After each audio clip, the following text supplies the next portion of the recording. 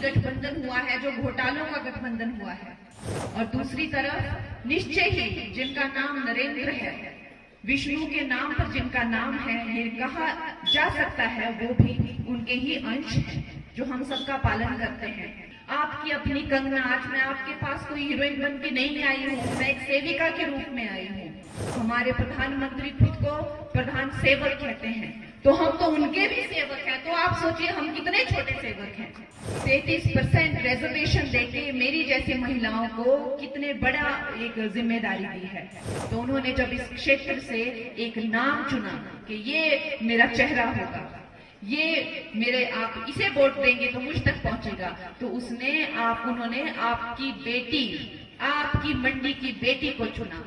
एक तरफ तो एक घमंडिया सरकार है, एक घमंडिया जो है, एक इंडी गठबंधन हुआ है, जो घोटालों का गठबंधन हुआ है, जिसमें एक से एक बढ़कर स्कैम, एक से एक बढ़कर घोटाला, जिसकी आप कल्पना नहीं कर सकते। 2G से लेके कोयला तक, चारा तक, सब खा लिया इन लोगों ने। इतने बेशर्म, इतने शर्मनाक घोटाले इन लोगों ने करे हैं, उसका एक जहरीला मिश्रण बना हुआ है। और दूसरी तरफ निश्चय ही जिनका नाम नरेंद्र है, विष्णु के नाम पर जिनका नाम है, ये कहा जा सकता है वो भी उनके ही अंश हैं, जो हम सबका पालन करते हैं। मैं अपनी बहनों को कहना चाहती हूँ कि जब से नरेंद्र मोदी जी ने इस सरकार की बागडोर संभाली है, मेरी प्यारी बहनें जानती हैं कि हमें अब पहली बार लग रहा है कि कोई हमारी वाकई में चिंता करता है।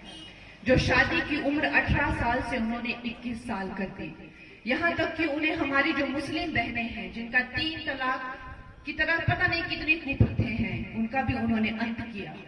उसके बाद उन्होंने 33% आरक्षण दिया लोकसभा में, विधानसभा में, जिसका आप देख सकते हैं, जिसका सीधा फायदा जो है वो मुझे हुआ, आपकी बहन, आपकी अपनी बेटी, आपकी अपनी कंगना। आज मैं आपके पास कोई हीरोइन बन के नहीं आई हूँ, मैं एक सेविका के रूप में आई हूँ।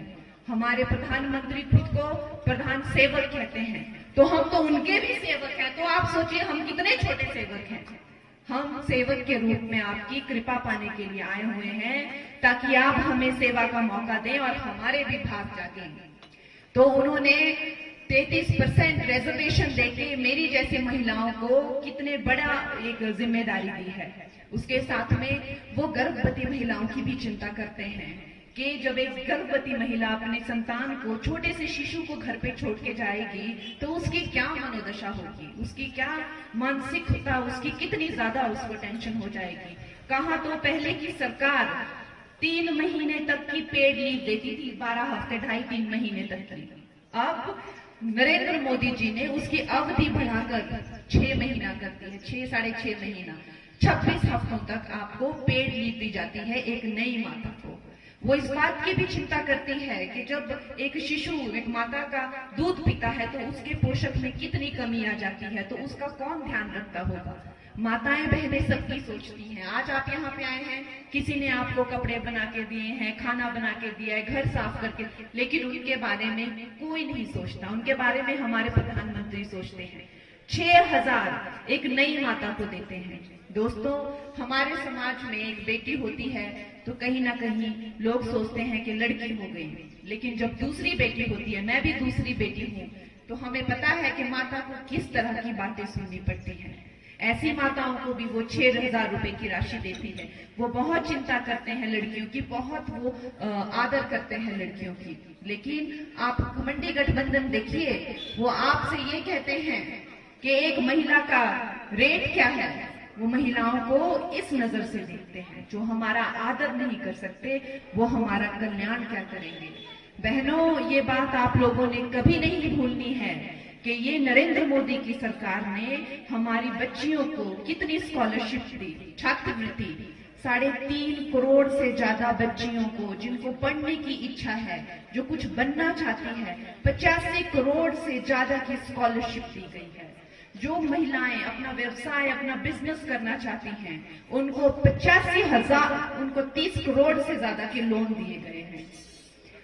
जो महिलाएं अपने चूल्हों में आंखें फूट रही थी, आंसू निकलते थे, सारा दिन लगी रहती थी। पहले लकड़ियां इकट्ठा करेंगी, फिर लकड़ियां आने का वेट करेंगी, उनकी भी उनको चिंता है। सबसे पहले आकर उन्होंने उज्ज्वला योजना से जो है वो सारे के सारे पुराने चूल्हे हटाकर नए गैस कनेक्शन दिए 10 करोड़ महिलाओं को।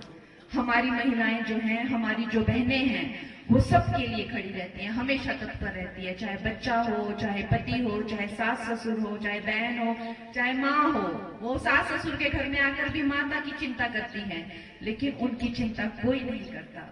हम जब पैदा होती हैं लड़कियां तो कहते हैं ये पराया धन है, लेकिन जब हम अपने पति के घर में होते हैं, चाहे सास ससुर के घर में क्यों ना हो, छोटे से छोटा मनमुटाव होता है तो लड़कियों को कह दिया जाता है तू निकल जाए घर से। इस बात का भी हमारे प्राइम मिनिस्टर को बहुत ज्यादा कष्ट होता है। उन्होंने जो भी प्रधानमंत्री आवास योजना की, उसमें अधिकतर घर उन्होंने महिलाओं के नाम दिए। 3 से 4 करोड़ घर उन्होंने महिलाओं के नाम किए। तो बहनों, आपने ये बात कतई नहीं भूलनी है कि जो हमारे प्रधानमंत्री हैं वो सिर्फ उन्होंने राम का मंदिर ही स्थापित नहीं किया है, उन्होंने इस देश में राम का चरित्र स्थापित किया है। तो उनमें जो गुण हैं, त्याग, समर्पण, निष्ठा, करुणा, क्षमा, जितना गंभीर और जितना विशालकाय श्री राम का चरित्र है, हम ये भी कह सकते हैं कि उससे प्रेरित होकर हमारे प्रधानमंत्री भी सदा ही राम की भक्ति का, राम के अंश का एक प्रतीक है। तो दोस्तों, ये महान जो हमारे यशस्वी नेता हैं, जिनका जो यश और कीर्ति है, ना कि सिर्फ इस देश में, न जाने कितने देशों में, समस्त विश्व में है। आज उन्होंने जब अपना एक फेस चुना है, आप जानते हैं कि ये लोकसभा के चुनाव हैं, हम एक प्रधानमंत्री चुनने जा रहे हैं, तो उन्होंने जब इस क्षेत्र से एक नाम चुना कि ये मेरा चेहरा होगा, ये मेरे, आप इसे वोट देंगे तो मुझ तक पहुंचेगा, तो उन्होंने आपकी बेटी, आपकी मंडी की बेटी को चुना। तो दोस्तों, ये हमारे लिए बहुत ही गर्व की बात है।